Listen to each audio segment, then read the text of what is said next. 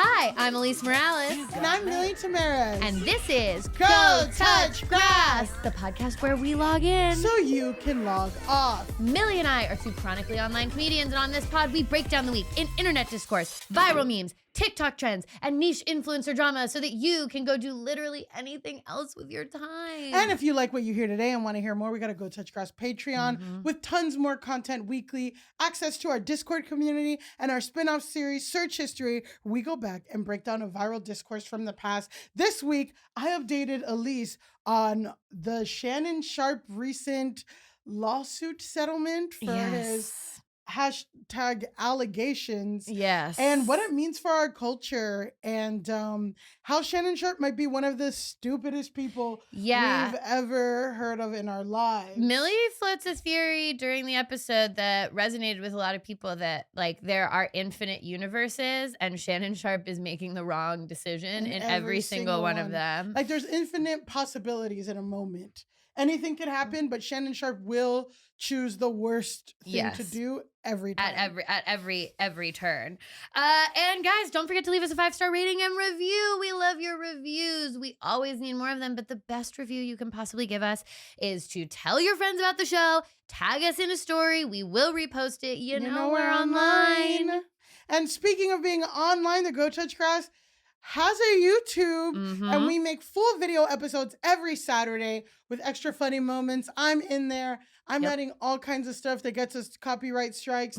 But speaking of strikes, we also have a website. We do. That's our new announcement. We have GoTouchGrassPodcast.com. Wow. And we'll be sharing our tour dates soon. And we'll have all of our merch and lots of photos and fun stuff there. So just check it out and, say hi on our little website. Yeah, it's going to be the place for all things Go Touch Grass online. Yes. And now we are so excited for our guest today. We have a real one in studio with us today. She is an incredible musician and comedian who you've seen in Rolling Stone, and she's on tour right now. So please welcome into your ears, Charlene K. Woo! Giving me up for myself. I love it. I love the energy. Gassing me up. Yeah. And for anyone watching the YouTube, Charlene's got a great outfit. She's got a great She's outfit. Always got a great fit. With a winged liner that's complimentary. She's giving LEWKS. Luke. It's happening. Yeah. That looks like Charlene. Let me continue to hype you up. You really popped off online with the video Every Taylor Swift Song, which currently has 23.2 million views on Instagram. I looked this morning. Yeah. You've since done every Ariana Grande song, every Billie Eilish song, Dua Lipa, Charli XCX, and more. You also have a popular video out right now where you sing about all the comments you get saying how you look like Bobby Lee. Damn, dude, that's rough. Have you heard from any of the famous people that you have sung about? Do you know if your videos made it to them? You know, if they're a little butthurt about it, if they like it, if they... Bobby Lee should be happy. I know. I shockingly... You don't look like Bobby Lee. Oh, thank you. That's because I'm Aquafina. Well, I wasn't going to say it. I wasn't going to say it, but now that we're on the topic... Okay.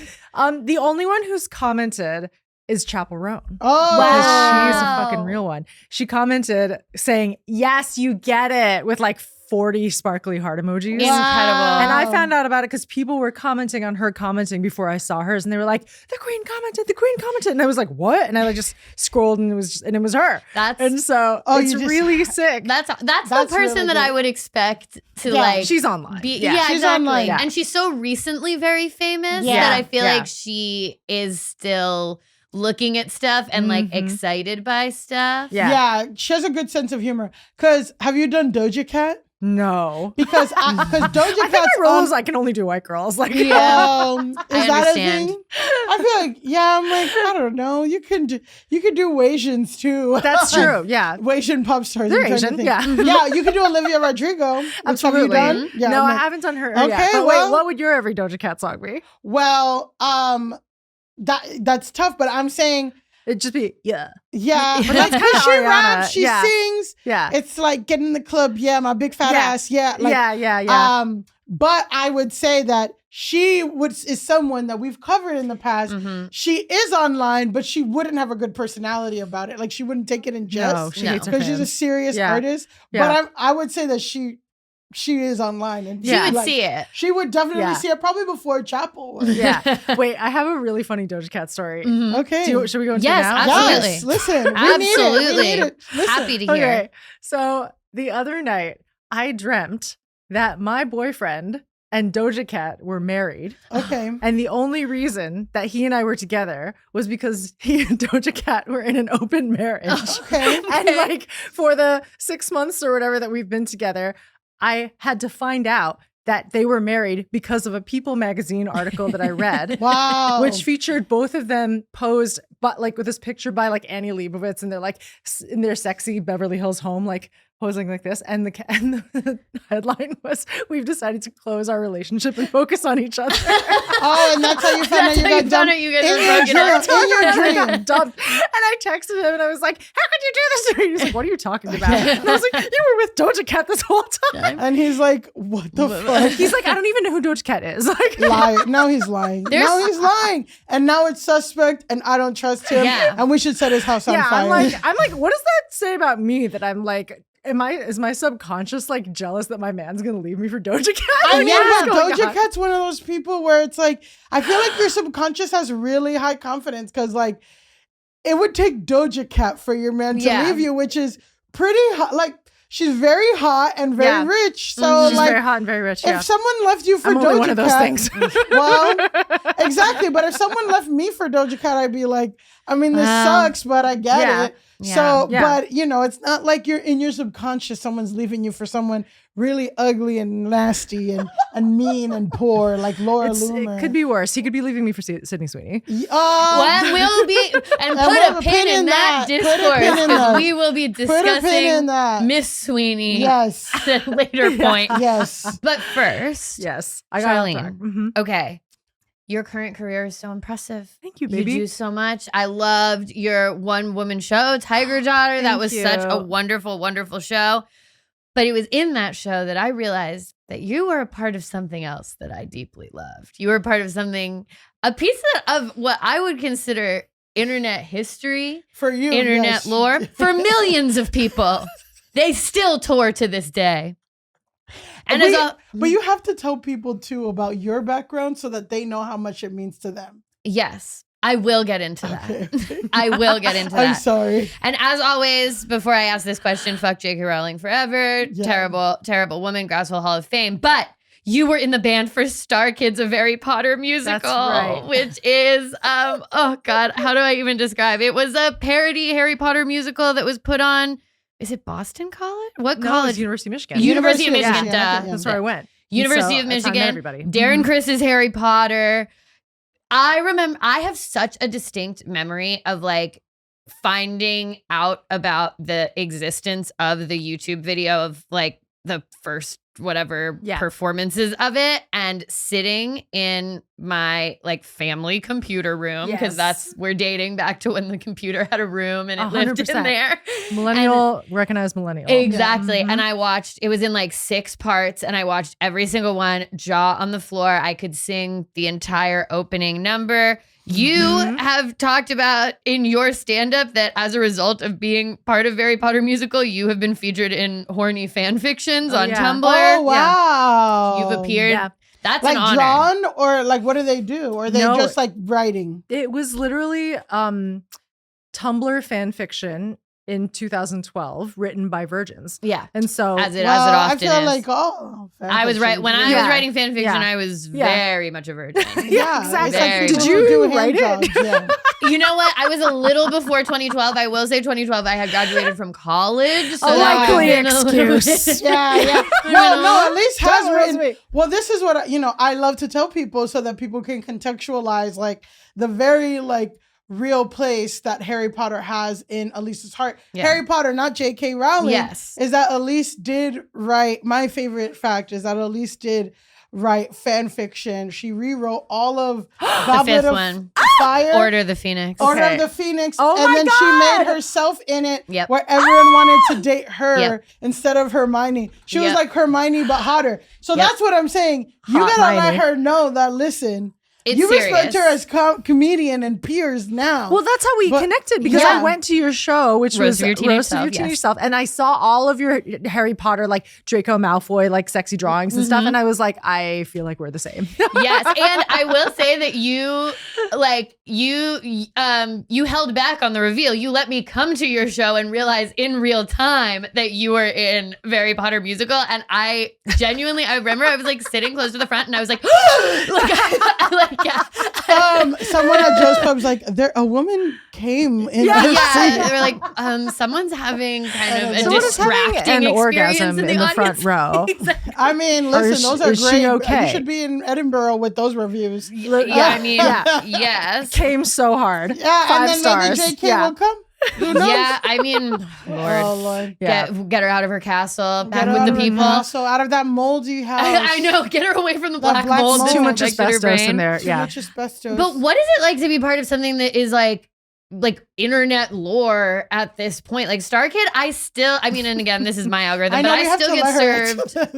her I still get served Star Kid videos. I still see like Harry Potter musical comes up all the time. Like it's had a longevity. Well, it's so funny because when I started to tour with them, and for the record, I wasn't playing in the band in the actual captured YouTube. I toured with them as their guitarist, and I opened for them with my own music. And that was my first ever big tour. When I was 24, I was waiting tables and I was like playing small gigs in New York. And then Dylan Saunders called me and he was like, "Hey, would you want to play guitar for us? Like Star Kid it clearly has enough of a following online to tour this thing, and would you want to come?" And I was like, yes, absolutely, yes.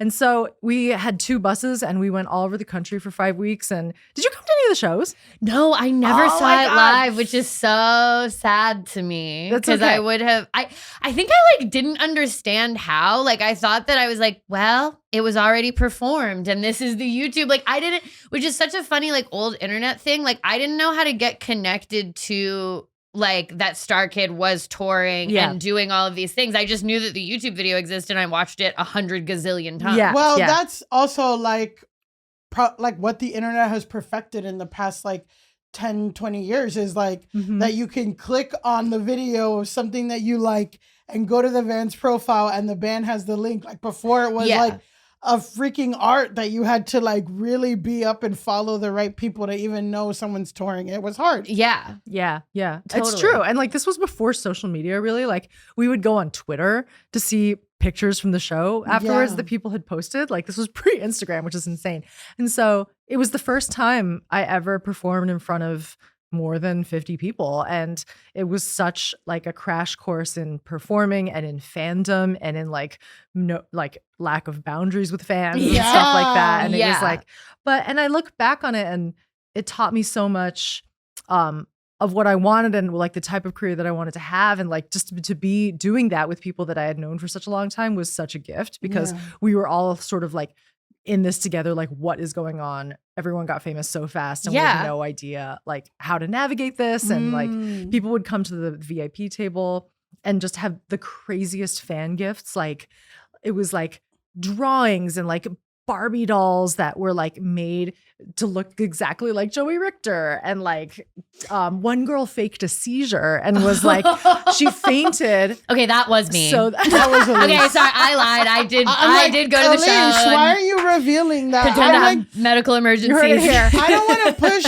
don't want to push Elise out of the seizure closet, but I was Sounds like waiting she for her pushed to herself bring- out of the closet. Yeah, that was me. Yeah. And then, well, I did write the That's fan why fiction you about said you never came to the shows. Yeah. Yeah. That's why she said because in many states she's banned from the show. Yes, so. there's a restraining order we That's can't so talk about. crazy that you guys weren't even just to contextualize that to like.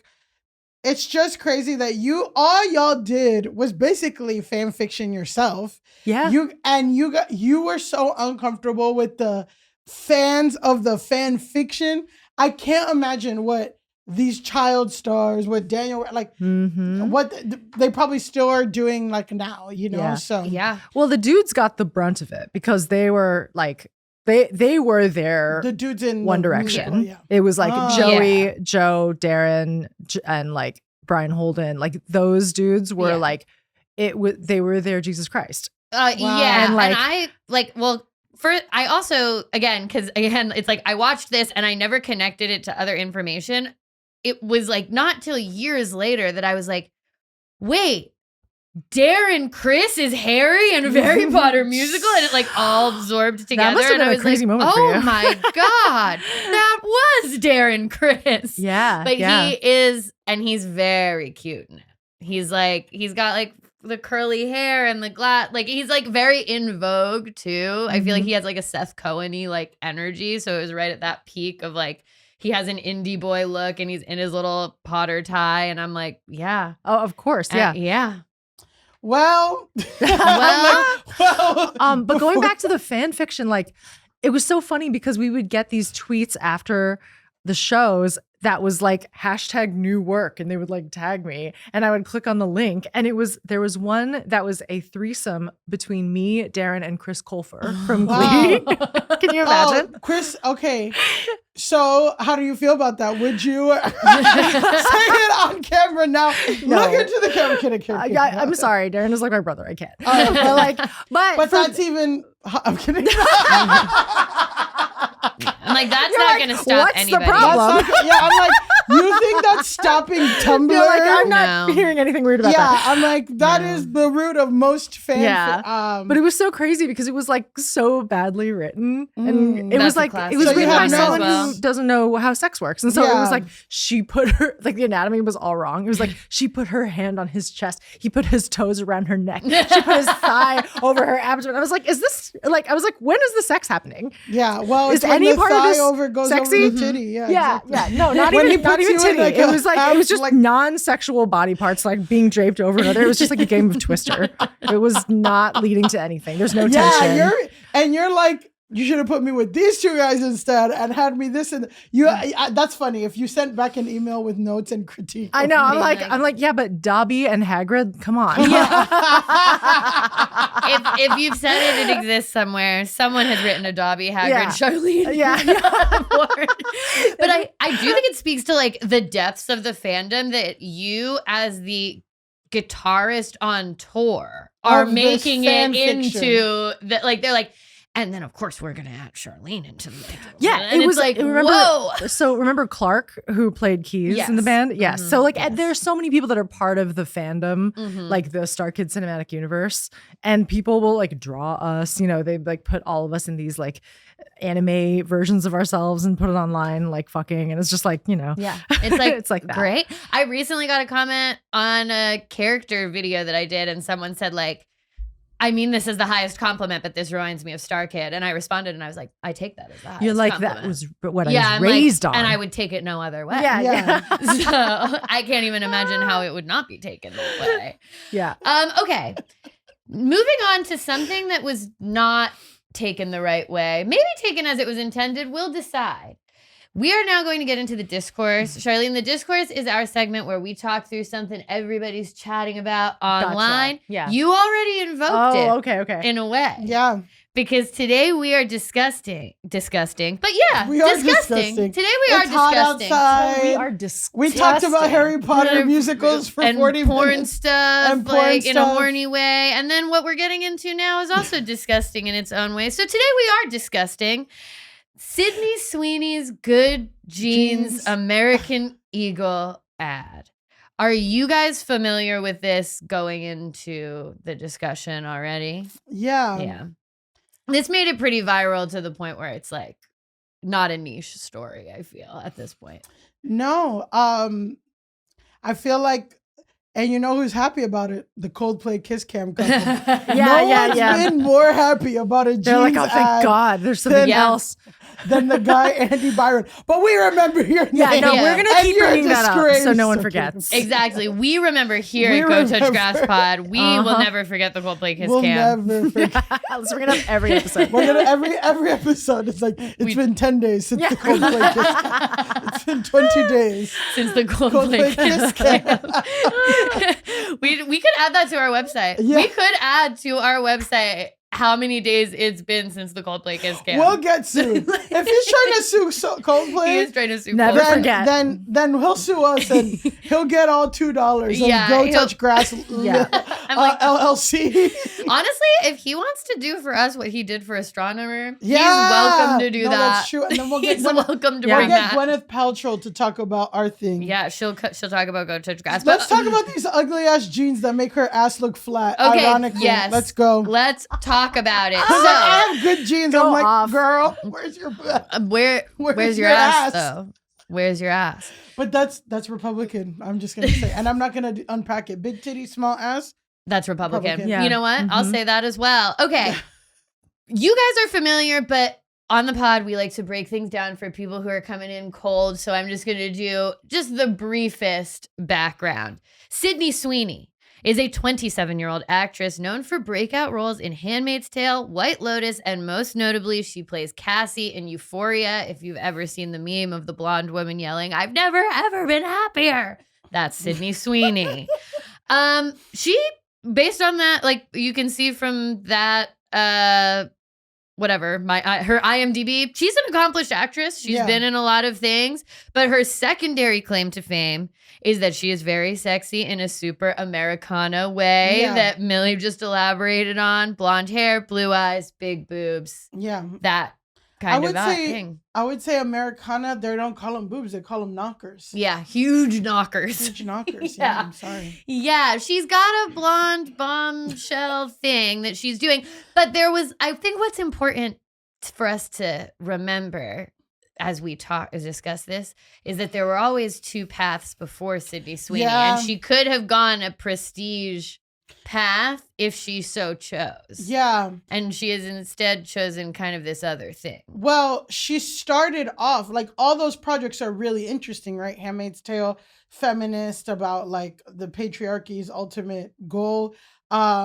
Euphoria, all these things, and then so it's like she could have, and she also produced Anyone But You. Oh yeah, Anyone But You is the rom-com she did with Glenn and they made Powell. a lot of money. So and then she also did this movie, this like scary nun movie called Immaculate. Oh yeah, she picks interesting projects and does interesting things, but also there's another side of her who does a lot of sponsored content that's for crazy shit. Yes. And she also does have like a biopic that's coming out where she's going to play a wrestler. And it seems like this is her. I don't know if it's like, it has an Oscar Beatty vibe to it because she like is quote unquote ugly in it. She like gained weight and has short hair in it. And she's not titties forward in the way that she often is. So, Charlene's face. I guess I will just describe some of her projects as titties forward. Listen, and you know what? That's God not a bless. sin. That's not a sin. It's America. It's not illegal yet. Did either of you see Anyone But You, the rom-com? I did. I did, and I will say there are a large number of GoPro shots from above so that you can like see her titties from the sky. No, okay. I watched it on a plane. So I had my college reunion in Orange County, and there's because that's where I went to college in Orange County, California. So I was in Orlando dropping off my dog. I took Orlando to Salt Lake City to the Orange County airport. Orlando to Salt Lake City, full of Mormons. And I'm watching Anyone But You next to this guy who's watching they're all coming back from their mission in Latin America. So they spent 2 years in Latin America. This guy's reading the Bible and watching Mormon YouTube. And I'm watching Anyone But You, and there's a lot of nudity and fucking in that movie. It's a good, hot, interesting rom-com. Yeah. And it's in Australia, and they're just fucking and sucking all whatever. This guy was glancing so much. He was like trying to look at the Bible and looking at Sydney Sweeney's titties. And then I'm titty 4. I feel bad for this guy. Yeah, I mean, I guess I feel like that is the dichotomy of Sydney Sweeney. She's like, you want to look at the Bible and you also want to look at her titties. That's like kind of what she's offering. And that's American for you. And that's American for you. Okay, so to go deeper, Sydney Sweeney is also what we would call on the podcast a discourse inducer. Someone who like creates conversation online in general, partially because she does have this kind of like feels like an old school bombshell image that you don't see as much in Hollywood anymore. She also previously was at the center of controversy in August 2022 when she shared Instagram photos from her mother's 60th birthday party, which featured guests wearing what appeared to be MAGA hats. There was a guy in a Blue Lives Matter shirt. Several guests reportedly wore caps that read "Make 60 Great Again." So it was like a MAGA whatever. At the time, Sydney Sweeney responded, calling it an innocent family celebration and telling people to stop making assumptions. Mm-hmm. I mean, I remember at the time, it's like, if you look at the pictures, it seems like it was like a cowboy themed party. I remember being like on the fence at the time because I was like, I have been at a family reunion where a cousin that I had never met before was wearing a shirt. So it was a shirt of Donald Trump opening up his own shirt to reveal that he's Superman. So it was kind of a shirt of Any a reaction shirt. to that, Charlene? No, that's crazy. So I was like, well, I could have been photographed at a family reunion next to that shirt. Yeah, I think like, I don't even know if she released it or she was like in the background of a cousin's, she didn't even post it herself. It got leaked or something. Yeah, too. it was like she was just photographed. I think she's like in a photo with someone wearing a MAGA thing. And then someone in the background has a Blue Lives Matter thing. So at that time I was like, plausible deniability. I don't know. Well, it's if you can play both sides like Benson Boone, then it only helps your career. Well, yeah. You Benson Boone in what way? Like he's like a sexy baiting? Republican. Like he's a Mormon dude who's like trying to be super sexy. I think he's technically ex-Mormon, but he's designed to appeal to Mormons still. Because he can't be wearing those tight-ass jumpsuits with the long underwear, can he? I don't know. I mean, I have a lot of questions about the special underwear. Yeah. I've Googled it.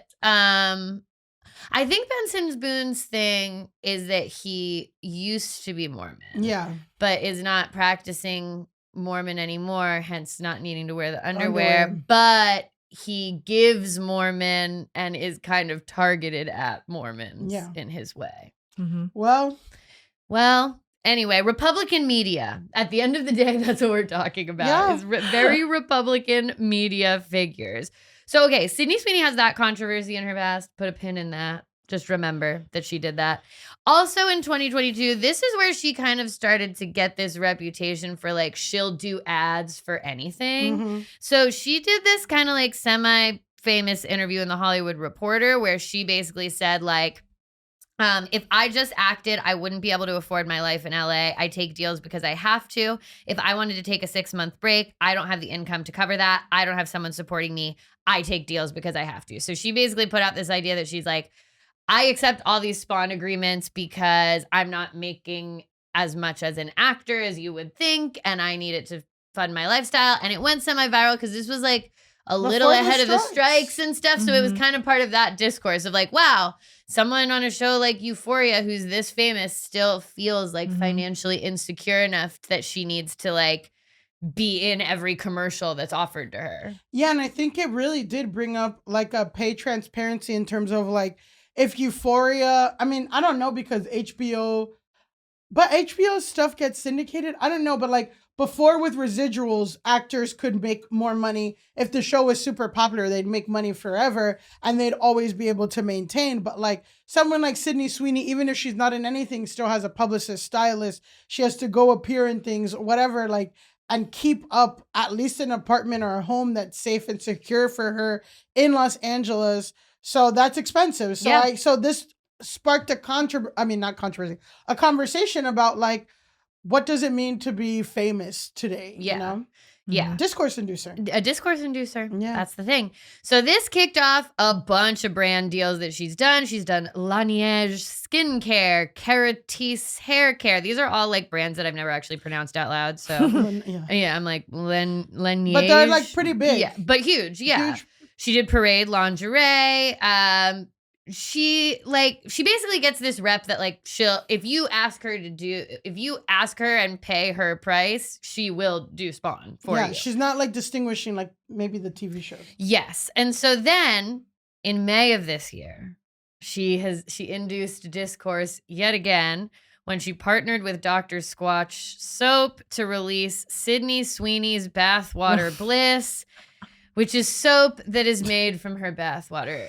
Charlene, do you think that you could sell soap made of your bathwater to Star Kid fans? I think she has a bigger fan base now. Yeah. I think there's a contingent of weird white dudes who would buy that. Yeah. Well, it's good to know you have the option. Yeah. Charlene's Bathwater Bliss. Totally. Squeaky clean Charlene's Bathwater Bliss. How do you feel? You have like a reaction. What are you thinking about the bathwater? You know, like there's some creeps out there. Like it's nice to like get more recognition for my work, and also like it comes hand in hand with more weirdness. And every once in a while I get like creepy DMs and like creepy people in the industry who don't have professional boundaries and like hit on me and want to like take me out and stuff like that. And I'm just like, you're a producer for an event that I'm doing. Like we don't have an organic rapport. Yeah. And I shouldn't have to just say up front, oh, I have a boyfriend. Like it shouldn't have to be like that. Well, your boyfriend's cheating on you with Doja Cat. Yeah, that's true. And everyone saw that article. And everyone saw the article. I probably should fuck this old producer with the Newsboy Cat. Fuck a producer for your career. No, but you're saying but you feel like even though you have that, it's icky to capitalize on that. Is that kind of No, I just have no interest. Like you have no interest in capitalizing on that, but like that is a natural part of being a woman. I guess it's just been top of mind because like a few experiences have happened recently where I'm just like, why can't it just being a woman moving through the industry and like not feeling like it can just be about the work, and isn't that like something that we've experienced for all of time? Yeah. Well, totally, and that kind of is part of the discourse that was induced by the bathwater thing, because on the one hand, people are like, whatever, if Sydney Sweeney wants to lean into this and sell her bathwater and get her bag or whatever, I guess she can do that. And then on the other hand, people are like, oh, it's kind of like icky, gross that someone who like has acting chops, has talent, like doesn't really need to sell her bathwater. Like, I just wish that it were a self-aware joke. If she made it about like, look, I know you guys are objectifying me, so this is what I'm going to do for you. That would have been so funny and like better for her brand. Well, so that's the other thing. Yes, people are always there's always this like, how much agency does or doesn't she have? What is she doing? What are her intentions? And it's hard to say. Like the bathwater thing, she doesn't ad for it. And it does kind of have this winking, like, I know that you guys think I'm so sexy, so you can sell my bathwater. That didn't reach me, so I'm just speculating. It kind of has that feeling to it. But in this world where she kind of accepts every ad and every collab, it's always hard to really tell what her deal is. Yeah. If she was more discerning about what ads she's taking, and she took maybe all that were beauty, because again, Laneige, Keratis, those are like higher end or mid end beauty products for women. So she was doing this strategy where she was very discerning and very picky about things. And then her one departure from that is like, I know you're sexualizing me, buy my bathwater. Then it could be like, okay, yeah, like she's making it subversive, she's whatever, but it's because she says yes to everything. She says yes to shoes, this, that, Dunkin', like everything. Well, so that's what I was gonna say. She also has a Baskin Robbins flavor that was just released. She's got Sydney's signature scoop, which is a rainbow sherbet and a chocolate dipped waffle cone topped with rainbow sprinkles and gummy bears. So disgusting. Cool. Yeah, I'm not like chocolate and gummy bears. I'm like, yuck. That's a lot. That's a lot for me. But that's the thing is like, yeah, so it's like she's selling her bathwater. She's selling you face cream. She's got a Baskin Robbins flavor. Yeah. She's maybe MAGA. We don't know. It's like, and she doesn't really answer questions around any of that. So that brings That's a lot us of brand to, deals. I know. I didn't realize she had all that. She has a lot. Yeah. But it all gets... So she's taking every brand deal. She's doing a ton of projects. I mean, she's an A-list celebrity in many ways. She was at the Bezos wedding. Exactly. And everyone was like, wait, so who's Sydney Sweeney's friends with? And it's like, she's just famous, guys. Yeah. Like, I kept seeing things where people were like, why is this person at the Bezos wedding? And I'm like, because they're famous. And famous people were invited. Yeah. It's not about who their friends are. with, Like, that's not what this is.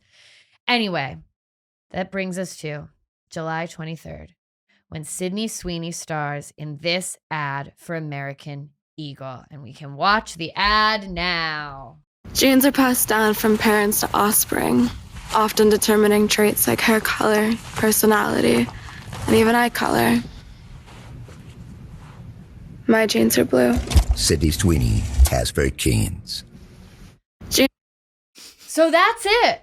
It's kind of crazy when you like think about all the controversy that to realize that it's like a 45-second long. It's not even ad. 45 seconds. I think it's like 10. It was 15. Yeah, 15 seconds. Okay, I have my glasses on. I'm far away from the screen, but I don't know what seconds are. But anyway, it's very, very short. Like I said, this has already been like American Eagle does not have this on its official channels anymore, but the Sydney Sweeney Stan Twitter account that we just played it from had 30 million views, 80 million. See, I don't even know numbers. My glasses need to be cleaned. Either way, what are your reactions to the ad? God, why is her voice so... It's tough. That's like my least favorite kind of white girl voice. Okay. Vocal fry aside. Yeah. I think that what people are upset about that is really weird is talking about genes and the gene pun, which is weird. And it's also like, it's not even in a good position to show off. It's not about the genes, right? It's more about her face. Yeah. And like it's zooming into her face. It's, you know, it's all the things that you're about to cover. But I'm just also like, it's just not a great ad for genes. Like you want to see the genes up and moving, or like how good they're, whatever, the inseam and stuff. Like, yeah, well, I feel like a lot of people are comparing it to the Brooke Shields Calvin Klein ad from the 80s where she's like, nothing comes between me and my Calvins. And she's like 15 years old. It's like really fucking weird. But in that ad, it is like the jeans are like clinging to her. Cause again, it's like the pun is that she doesn't wear underwear with her jeans. But it is her like stretching to put them on and like doing all of this different stuff that kind of shows the jeans on her body. And this, we like pan up and see the jeans for a second, but you really don't see the jeans. There are other parts of the campaign where you do see the jeans and they don't look great on her. So that's I think that's just a big problem for American Eagle in general, which is like, why don't the jeans look good on her? Yeah, I've never thought of American Eagle's jeans. And I am curious what this is going to do to their brand. Well, we definitely will get into that. So, okay, this ad comes out on the 23rd. People immediately have a big reaction to this. Discourse is induced. First, primarily people are like, there's like weird shades of eugenics in this, which is like race science that prioritizes white features and Aryan, people. Yeah, blonde exactly. And blue eyes, yeah. Her saying like my genes are blue, they're passed down from parents, whatever. It's like, I mean, that's very obviously the like thing that they're playing with in the ad. Which is just funny because later we'll get to people who are like, it's just about genes. And I'm like, yeah, but the whole point of the ad is that it's a pun on genes versus like genetic gene. Like, what do you mean? Those people are like, when people say stuff like that, it's not that deep. It's like, you're just susceptible to anything. Yeah. And your also grandmother doesn't pass her genes down to you. Yeah. Like, I know. I'm also like, I'm sorry. And maybe this is because I'm a plus size person, but American Eagle jeans aren't good. Like they're like really cheaper. Thin. Yeah. They're really thin. My thighs will rub and I get like something like Levi's where they're heavy duty, actually made of denim. That's not the reputation that American Eagle has. You don't pass them down from generation to generation. It's kind of elevated fast fashion, which is why it's even funnier that they're like passing on from generation to generation. I'm like, I don't think I could pass down jeans from 10 years ago. I used to shop exclusively at American Eagle. Yeah, that's not a thing. 10 years ago. No one passes and all down of that jeans. shit is down. Not from them. My grandparents grew up in poverty in Singapore. They didn't own no denim. Like, there's no chance I'm inheriting any jeans. Well, yeah. Well, I'm like, American Eagle jeans don't pass down from wash to wash. Like, exactly. Let's be real. Because there's an argument of like clothing made back in the day was like better quality and they're using real natural fibers and stuff. But like Not American Eagle. That shit is all spandex. Yeah. That shit is all spandex. Okay, so people have the eugenics conversation. People are like, this is kind of a creepy indicator of like the way DEI has been like pulled back on, and people, it's like this weird Trump era cultural backlash that we're seeing where like this type of shit is in again, comparing it to ads like 2 or even like 3 to 5 years ago, where it's like they're trying to feature more body diversity, where they were trying to show different skin tones, differently abled people were showing up in ads. And now it's like, no, we're going back to like big titty blonde girls saying like, look at my blue eyes. People are like, that's culturally interesting. Talking about that it's reminiscent of the Brooke Shields Calvin Klein campaign, which is kind of dark because Brooke Shields is a minor in that campaign. And then kind of a general question about like, does Sydney Sweeney have the best reps ever for getting her involved in this? Or are they the worst reps ever? So I'll put that question to you guys. Reps being like her manager, her agent, the people who are getting her these deals. Yeah, it's like, is this smart because she's, is it good for her brand because she's inducing discourse? Or is it bad for her brand because she's inducing this kind of discourse? Yeah, like I guess it just depends. It comes down to like, what does Sydney Sweeney want? It seems like what she wants is attention and to be making money and to be at the center of whatever. So if that's the case, I mean, she's never gotten more attention than now. Everybody's talking about this. I saw when I was researching this, there was an article in every major news publication that exists talking about it. So if that's what she wants, she got it. Mm-hmm. And I feel like, that is kind of the ethos of the Republican Party and all this stuff that like people are talking about. It's like, not like every single person, but a lot of them are like, I don't care what damage this does to me as long as you're upset and you're pissed off. Like that's kind of the set, so it's like, yeah, well, you pissed a lot of people off. People are uncomfortable and you got a lot of attention. But what is the long-term effects of your brand? Like, I don't know. Yeah. And like, will people who are making prestige projects want to work with you or feel safe with you or this and that? I don't know. Yeah. I mean, I guess it is. She produces her own stuff, so maybe she's just not counting on needing other people to like put her in shit, or she's counting on Hollywood to be the way Hollywood is and for them to be like, well, she's really famous and hot and we don't care that she did the weird eugenics ad, which is like, I don't know. Where do you come down, do you think? Good reps, bad reps? I mean, I have reps and it's like it ultimately is up to the artist to decide where they want to put their time and attention. Yeah. And I find it interesting that she's trying to angle herself as I don't have that much money and so I do this because I have to. I don't know what her financial situation is and I don't want to be presumptuous, but like I don't have a ton of money and I'm like saying no to stuff because it just doesn't feel aligned. Like sometimes like I get offers for stuff and it just feels icky. Like the one thing that I did do a few months ago that was the biggest paycheck I've ever gotten for a brand deal was it was a Chinese laser hair removal company. Nice. Yeah. And they wanted me to do a video on like, guys, check this out. Like, this is how you can do it at home. And like, well, as soon as I posted it, I posted a close friend story that was like, guys, I'm so sorry. I have to get that bag. Yeah.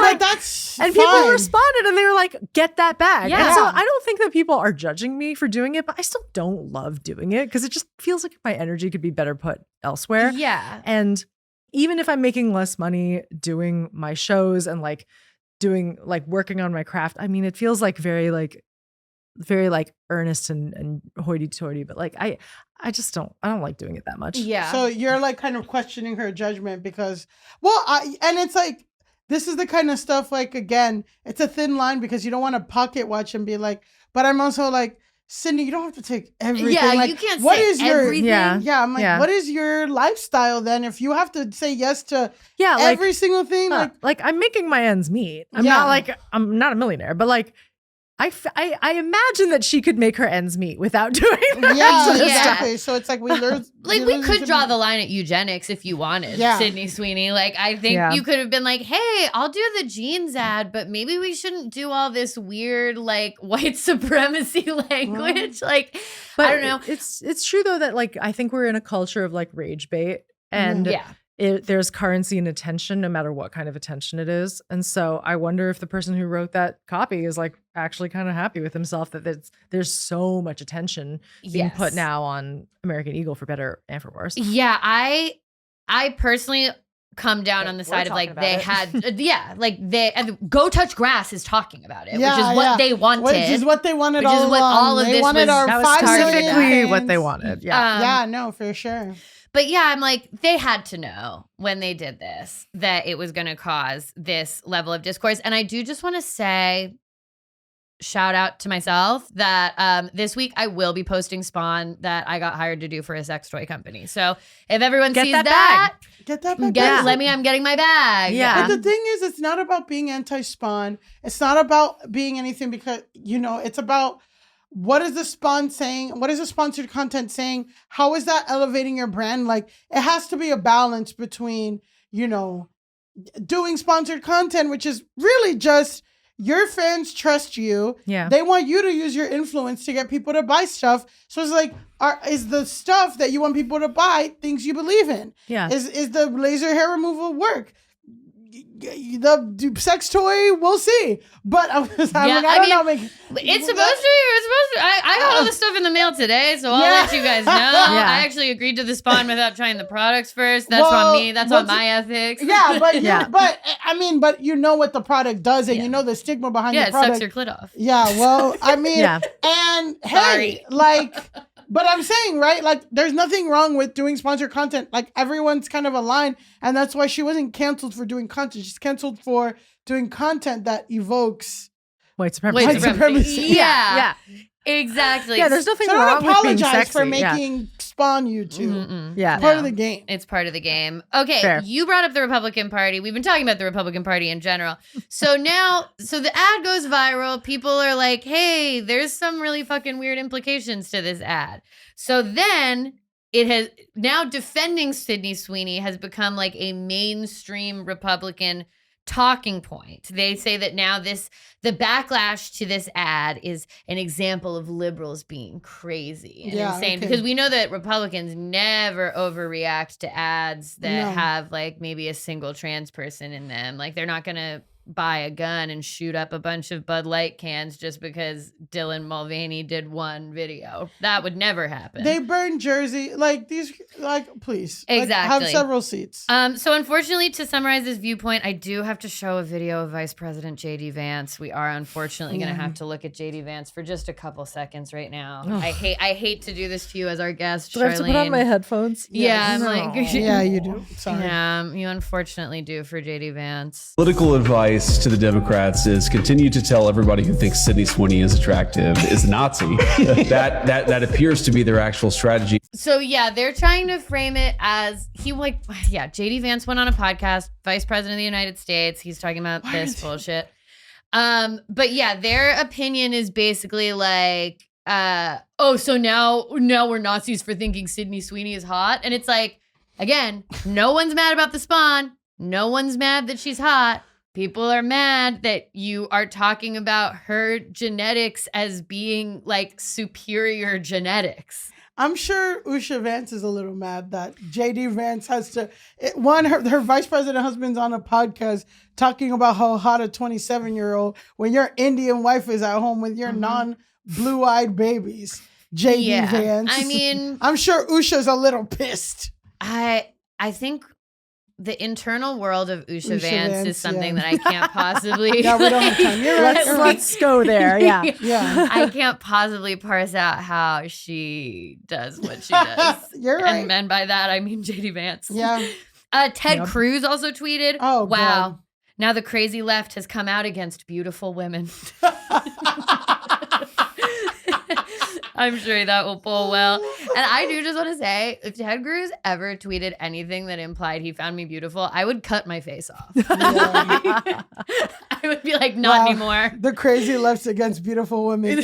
That's what I'll say when people come at me. Like, yeah, wow. The crazy left is against beautiful women. And we see it all the time in our YouTube comments. Yeah, the right is against beautiful women. The crazy left is the new basket of deplorables. Yeah, the crazy left is against beautiful women. So, okay, Charlene, you mentioned at one point you were like, we'll see how this turns out for American Eagle. So this is what we know so far about the ad. So the ad has been removed from all their public profiles. That's why I had to play it from a Sydney Sweeney Stan account. From July 24th, which is the day after the ad aired, to the 29th, their stock soared 10% and they added $200 million in market value. Oh, God. So as of right now, they're riding high on the attention. Who knows? Again, it's like, okay, but does that actually translate to more people wanting to buy American Eagle jeans? Like, what is the longevity of that? It's hard to say. On August 2nd, they posted this statement to Instagram. It just says, Sydney Sweeney has great jeans, is and always was about the jeans. Her jeans, her story. We'll continue to celebrate how everyone wears their AE jeans with confidence their way. Great jeans look good on everyone. So, I mean, that doesn't really. I would love to read that comment section.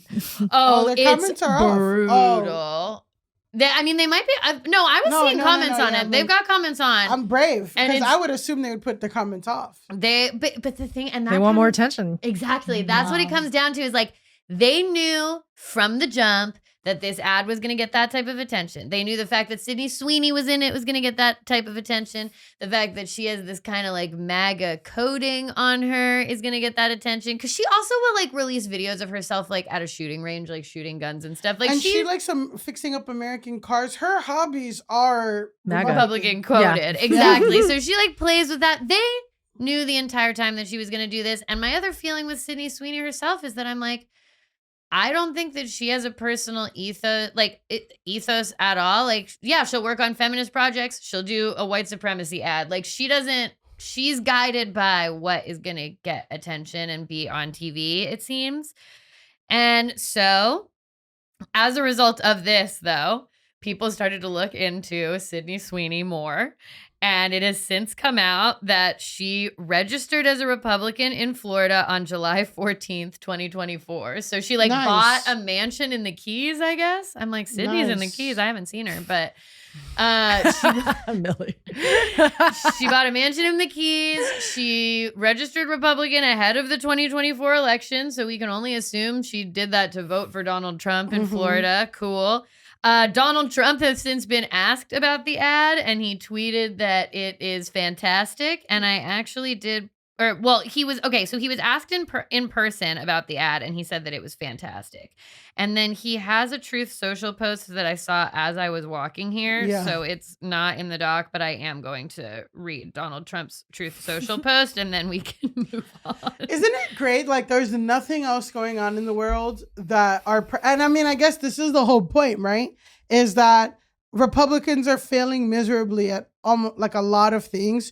The tariff thing is not going as well as, it's not going poorly, but it's not going as well, at least with, major trading partners. People are pissed. They can't afford things, all this stuff. And our president is tweeting truthing. He's truthing about a jeans ad by a 27-year-old. This guy's like in his 80s. When bad grandkids older or the same age as Sydney Sweeney. How old is Kai Trump? I think Kai's 24. Yeah. How old is Kai? I don't know. Or maybe she's 19. Yeah, she might be younger. I think she might be like, whatever. You look up Kai Trump while I read this. This is from Donald J. Trump. Sydney Sweeney, spelled wrong, a registered Republican, has the hottest ad out there. It's for American Eagle, and the jeans are flying off the shelves. He's spelling Sydney wrong every time. Go get him, Sydney. On the other side of the ledger, Jaguar did a stupid and seriously woke advertisement. That is a disaster. The CEO just resigned. The company's in turmoil. Shouldn't they have learned a lesson from Bud Light, which went woke and essentially destroyed in a short but very woke campaign the company? The market cap destruction has been unprecedented. Billions of dollars lost. Or just look at woke singer Taylor Swift. Ever since I alerted the world as to what she was saying on what she ever since I alerted the world as to what she was by saying on Truth that I can't stand her. That's the end of the post. So just crazy. Yeah, and it's like, okay, cool. So Donald Trump thinks the jeans are cool. Who's their target Have we ever seen Donald Trump wear jeans? Like, who's the target I demo? don't want to. It's like the target demo is young women, and unfortunately, and I guess this is one of the big parts, young women, or not unfortunately, young women in America tend to skew more liberal, more left, like just period, point blank in any demographic. Even white women, well, white women might be like 51 or 55, 53, but still like a big part of these women are left leaning. So if you're making this statement towards that is kind of like anti the people who you want buying your jeans, like you're like kind of making your potential buyers even smaller. Yeah. Well, it is interesting to like have an ad like this that appeals so much to men when it's like ultimately you do want women to buy the jeans. Mm-hmm. And I don't know that I'm going to buy jeans because like of JD Vance or Ted Cruz Or or Donald Donald Trump. I'm like, oh, Donald Trump said these jeans are good. I'm going to buy them. Okay, final thoughts on Sydney Sweeney before I tell you the tiniest bit about one piece of curse content and then we get out of here. Well, and then we do my segment. Yeah, well, that's what I mean. That's what I mean. I think you guys covered it. Yeah. Okay. We're going to move on now to a segment we call Cursed Content. This is a segment where we discuss content that is cursed, bad, troubling, teaches us something bad about the world. And I actually want to rephrase it for today's episode that I'm calling it accursed content because this is actually dealing with the paranormal. Yeah. Normally cursed content is like just a video that makes us like cringe kind of. This is the woman that found blood in her Shein package. Yeah. Stuff that's disturbing. Vials of blood, Yeah. This is this actually has paranormal implications. Yeah. What we're talking about here.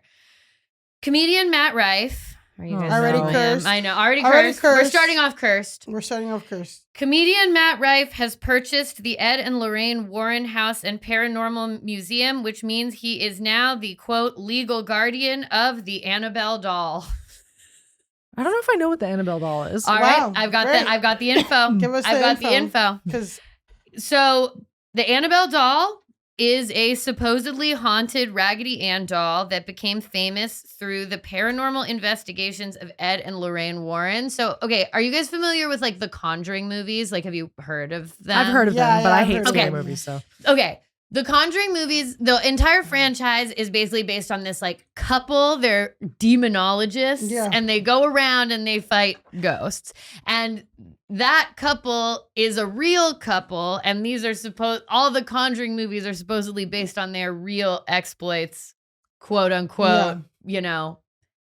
Incorporate that into your worldview as you will. But that's the premise of the Conjuring movies is that it's like there's a real couple called Ed and Lorraine Warren. They're demonologists. They fight ghosts. The movie's about the ghosts they fight. And Annabelle is a doll that exists in that universe. She's a scary doll. She's haunted. She's a demon. She's really bad. You don't want to get on her bad side. She will kill you. The Warrens claim the doll was possessed by a demonic spirit pretending to be a young girl. They ultimately locked it in a glass case in their occult museum in Connecticut for safekeeping. Matt Rife has now purchased the occult museum. So now, comedian Matt Rife, who for anyone who doesn't remember is a 29-year-old stand-up who got famous for doing viral TikTok crowd work videos and then was canceled to whatever extent cancel culture actually exists. Yeah. For Backlash to his Netflix special where he did sexist and ableist jokes, he's the type of guy who does a tour and calls it problematic and then is like, why is everyone calling me problematic? That's his vibe. Because his name is Matt. Yeah, so the Matt is spelled Sorry, the Matt is spelled in it. And also remember we talked about him because he says he doesn't like outie vaginas. Yes. When Awesome. somebody was sleeping that he was sleeping with said, "Wait, I have an outie vagina." So yes, that was Brooke Schofield. That right? was Brooke Schofield. So it's like he shouldn't be around women, young women, the Annabelle. Exactly. That's why I'm like, I don't think it's good that I wanted to take a moment before we move on to Grasshole of the Week to just say I'm against Matt Rife having the Annabelle doll. Yeah. I don't think it's safe for him to be in possession of a cursed doll. I don't think comedians should be wielding cursed artifacts at all. I think we should just stick to the stage. And I feel that I don't know. I think Connecticut has a good senator. I think that it should be removed from his custody. I don't think that he should be Annabelle's legal guardian. Any thoughts? No, you guys covered it. Charlene, no thoughts. I don't care about Matt Rife. Yeah. No, I mean, I don't care about him. Even that's a thought. I don't care about him. I do care that he's now in possession of this haunted doll. I don't think it's safe. The haunted doll is crazy.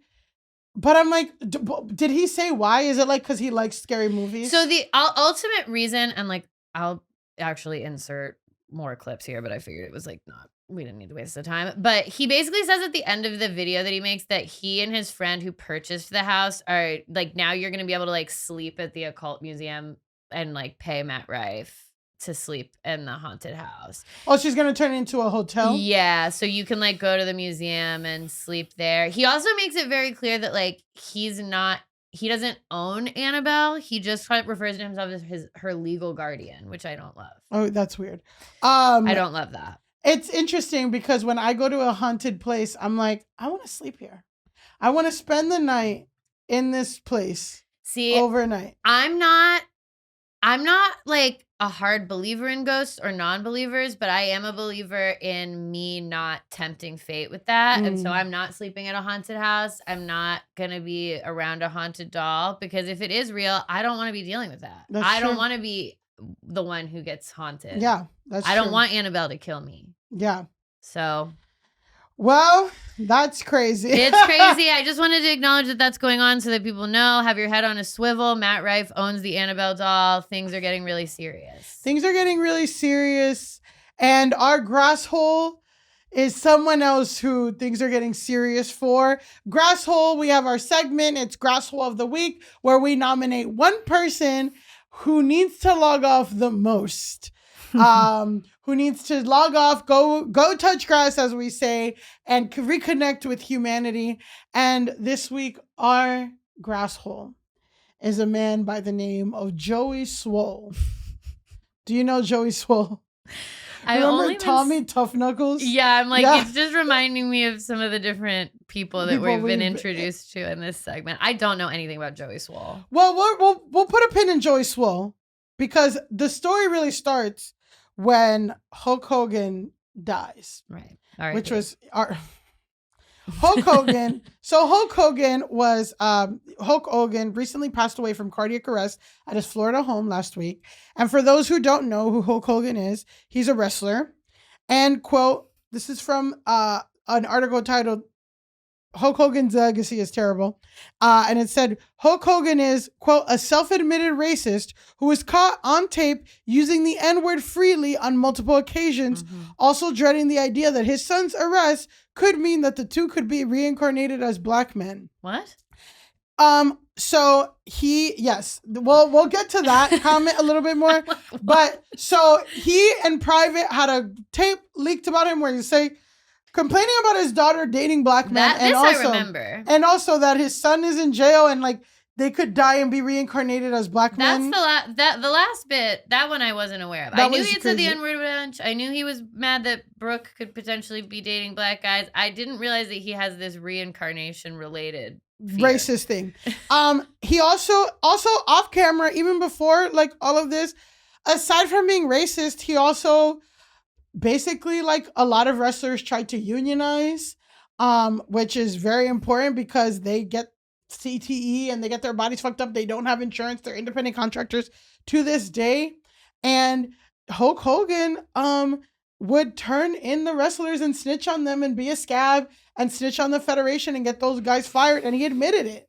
Like that he's like, cool. You know, so cool. He also would use his powers that basically like any wrestler, he would also stop like other wrestlers from, you know, getting more hype than him and kind of use his, so he's like an all around dick. So, okay.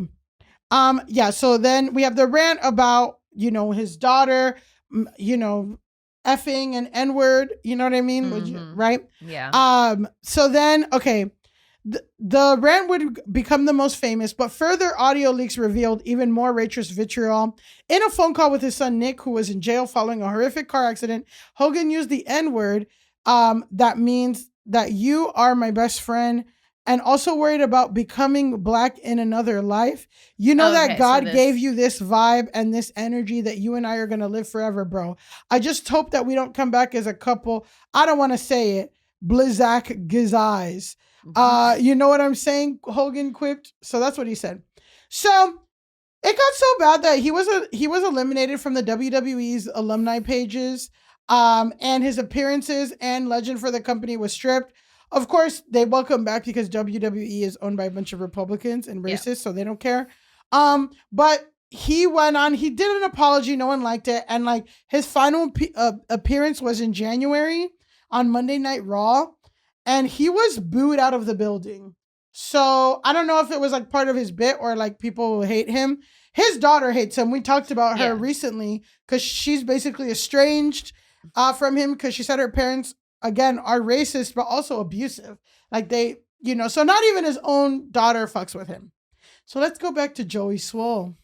Joey Swoll, our grasshole, he has 5.4 million followers on Instagram, 2.2 million followers on Facebook, and 8.1 million followers on TikTok. Ooh. Joey Swoll, his whole social media brand, he's like a gym guy. He's really buff, but he has his whole brand is making fun of, quote, gym bullies, calling out gym bullies. So if there's somebody who posts a video of themselves like making fun of somebody's like form or something in the gym, he'll focus and he'll be like, this is fucked up. And then he'll get them doxxed. And then, so it's kind of like righteously calling people out. So again, there was this video of these guys who like were posing, but really like showing a guy changing in the locker room, you know, like, and he's like, don't fucking have your camera out in the locker room. Yeah. There's a woman that's making fun of another woman squatting,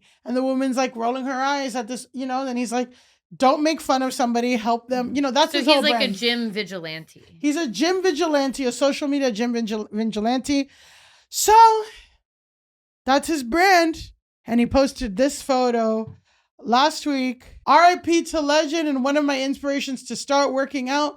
Prayer hands, heart at Hulk Hogan. Elise, what do we see here? We see, well, a man I'm assuming is Joey Swoll dressed as Hulk Hogan. Yeah. It's just a classic Hulk Hogan look. Yes. We all know what a Hulk Hogan costume looks like. He's wearing one. Yes. So the gym vigilante posted a video of him working out as Hulk Hogan, saying RIP to one of my inspirations.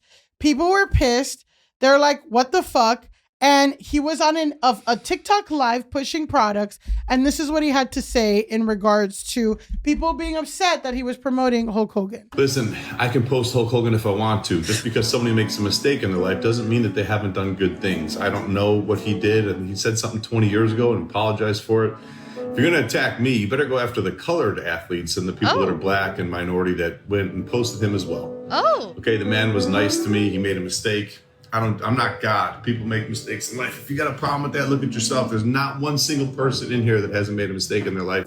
Ew. Okay, so what do we think about that? I hate that with everything I have. Wow, we had some old school language. Yeah, what was the language that you heard? You know. Colored, yes, Yeah. colored. I mean, that's not, you know, but it's weird. I know, but I am like, yeah, there's something off. Yeah. I certainly wouldn't. I'm like, was he confused about the term people of color? Like, well. Doesn't sound like he was confused. No, I think you're right. I think that you're right. He seems spot on. I also was just like, when he's like, what, he said something 20 years ago? It's like, no. And also the stuff he said was pretty intense. And that was actually to the day that he died, ironically, 10 years ago. Yeah. That tape was released in 2015. And he was a fully grown man. It's not like, because I feel like sometimes when people say like, what, he said it 20 years ago, it's like, okay. And if he was maybe like a teenager 20 years ago, it would be different. But he was an adult man talking to his grown children. Yeah. He also said the N-word a bunch of times and a bunch of other racist stuff. So, guys, people didn't like that. So people didn't like that. And Joey then posted this apology. I owe my followers, my community, and all of social media an apology. Oh, God. A few days ago, I reposted an old video of me in the gym wearing a Hulk Hogan Halloween costume on the day that he passed. Last night in my live stream, a lot of people expressed how upset and frustrated they were with me that I had posted that. Instead of listening and understanding like I should have, I became defensive and said that I was posting to celebrate the wrestling icon, the person that so many of us looked up to as kids that we grew up with, that made us tear our shirts and take our vitamins and say our prayers. I didn't know to the extent of all the horrible things that he had done. Since last night, I have done a lot of research, talked to a few people, and learned all of the horrible things that that man has done, which is way more than just making a mistake and being human. So because of that, I have taken the videos down, and I apologize to anybody that I offended. I am sorry. Also, during last night's live stream, I used the word colored instead of saying person of color, which is a very outdated, very offensive term.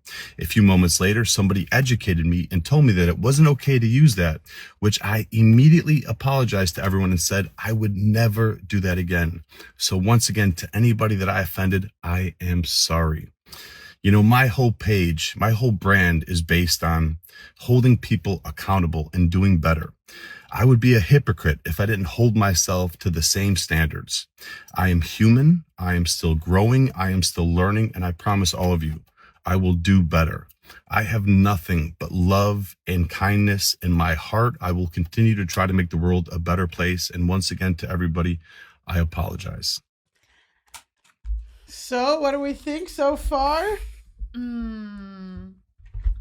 mean, here's my feeling.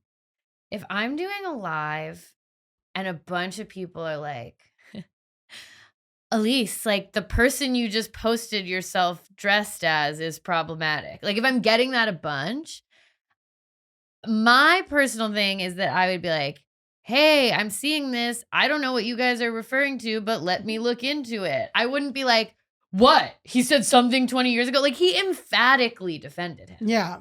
Yeah. Well, after this video, because, okay, so far, right, we have a guy who has good intentions, posted Hulk Hogan. People were pissed. He said the colored thing, which wasn't great, but he apologized. Yeah, I mean, I guess I could see a dumb person getting those words mixed up. I just am like, he was so like aggressive in the defense of Hulk Hogan ahead of that's where I'm like, I don't know if I trust you, Joey Swoll. Well, at least your instincts are right, because he still wasn't getting like the great response. So he posted this. All the good I've done, all the people I've helped, all for nothing. I truly hope all the people I've inspired do great things in their life and pay it forward to help others and carry on my message. But no matter how much good you do, people just wait for a reason to hate you and tear you down. You either die a hero or live long enough to be the villain. Thank you for your support. I'm done. Then, guys, he announced, he said, I'm taking a break from social media. Okay. I'm taking a break from social media. He needs to go touch some grass. He needs to go touch some grass. But guys, the break lasted 4 days. Because 4 days later, he posted this. And this is... This is the last video? Okay. Wow. A 4-day break. This is... When was Selena Gomez? Was it 18 hours? Yeah. Selena Gomez is the queen of the break. That was on.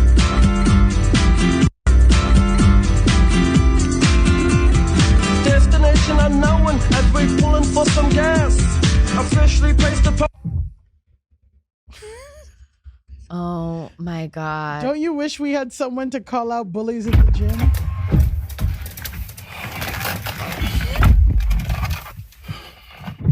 We do. Me. Love me or hate me, I am not going anywhere, and you are not going to cancel me. I just needed a few days to step back, to breathe, to get my mind right. And over those few days, I received thousands and thousands of messages from people telling me, do not quit. How much I help and inspire them, including messages giving me a good kick in the ass that I needed to get back up. So I am not quitting, and I am done apologizing. I'm going to continue making videos calling out bullies, being a voice for the people that can't defend themselves, and making the gym community and the world a better place, as I have done for years. Starting with this video right here. To this young woman, you want to criticize that other woman for the exercises that she does. First off, there is nothing wrong with the exercises that she is doing. You're a bodybuilder. Maybe you have different goals than her. Or is it that because you're bigger than her, you have muscle, that you think you're better than her? Thank God. Then he goes on and continues to call out the woman from the beginning of the video, which I don't know if you heard, but saw he took a video that another woman posted. I was making fun of someone else and, basically went back to form. So really quickly, thoughts before we wrap the episode on Joey Swoll, his brand, his shout out to Hulk Hogan, his double down, his apology, his take back of the apology, then his I'm not going anywhere, you will not cancel me. Men are not okay, and I can never get that time back. No, unfortunately. It is very funny to me to say, I am done apologizing after apologizing once. He apologized once, like literally in one video, he apologized and didn't get the reaction that he wanted. And this all happened in a few days. I'm like, bro, let it sit for a week. Chill. And these people will get over it. Someone else in the gym community, I promise you, I don't know much. I can't promise anything. Someone else in the gym community will do something racist. Yeah. Probably in the next 2 weeks. Yeah. Just wait it Sydney out. Sweeney will release another ad and you won't have to, no one will be talking about you anymore. It's just Another Coldplay kiss cam will happen. Another Exactly. Coldplay kiss cam will happen. I was between him and the woman who did a blackface Labubu, which is I'm sorry, blackface Labubu. blackface. A woman is doing blackface Labubu. Joey Swoll. This is a minor blip. You shouldn't have freaked out about it. Yeah. See, these are the times we're living in. These are the times you would have just waited. You would have just waited for the woman, the Labubu influencer who made one into a black-faced That should be the title of this episode. Blackface Labubu. And then we're not talking about it. We don't talk about it. We just did. Well, I would say it should be called Charlene K's bathwater. Squeaky and Charlene's bathwater bliss. So Joey Swoll, for the crime of celebrating Hulk Hogan's life, not taking it back, calling people colored, apologizing, then unapologizing, then saying you will not be canceled. I'm sorry, Joey Swoll, with the best and greatest intentions. This might even be a little lovingly. Yeah, a little bit lovingly. Joey Swoll, go touch grass. And that's our episode. Charlene, it was lovely to have you here. Why don't you tell everyone if they want to go touch grass by coming to see you live, how they can do that, where they can get your bath water. Yeah, that's a good idea. I should add that to my merch. I'm saying you should add it to your merch. That's a great idea. You can find me Instagram.com/Charlene KAYE. Beautiful. It's the best place to get updates. My website isn't very good, so I'm going to advertise that. Well, you don't have the countdown from how many days since the Coldplay Kiss Cam, which we are going to be adding. Yeah. We are, and you can find us at GoTouchGrassPod.com. GoTouchGrassPodcast.com. GoTouchGrassPodcast.com. You can find us at GoTouchGrassPod on any social media platform. You can find me at Millie_Tamarez on Instagram and TikTok, and at Millie Tamarez on Twitter. And you can find me at Pandalise on Instagram and Elise Navidad on TikTok. And until next time, go touch grass! Beautiful!